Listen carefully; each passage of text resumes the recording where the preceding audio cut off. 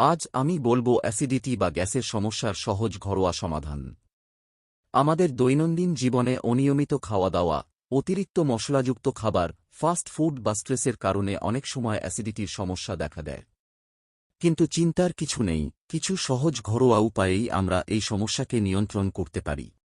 প্রথমত, এক গ্লাস হালকা গরম পানিতে 1 চামচ লেবুর রস মিশিয়ে খেলে হজম ভালো হয় এবং অ্যাসিডিটি কমে। দ্বিতীয়ত, ঠান্ডা দুধ খুব দ্রুত অ্যাসিডিটি কমাতে সাহায্য করে, কারণ এটি পাকস্থলীর অতিরিক্ত অ্যাসিডকে নিরপেক্ষ করে। তৃতীয়ত, 1 চিমটি জিরা ভেজে গুঁড়ো করে গরম পানির সঙ্গে খেলে গ্যাস ও অম্বল কমে যায়। চতুর্থত, আদা খুব উপকারী, একটু আদা চিবিয়ে খাওয়া বা আদা চা পান করলে হজম শক্তি বাড়ে। পঞ্চমত, তুলসী পাতা চিবিয়ে খেলে বা তার রস খেলে পেটের জ্বালাপোড়া কমে যায়। এছাড়া কিছু অভ্যাস বদলানো খুব জরুরি।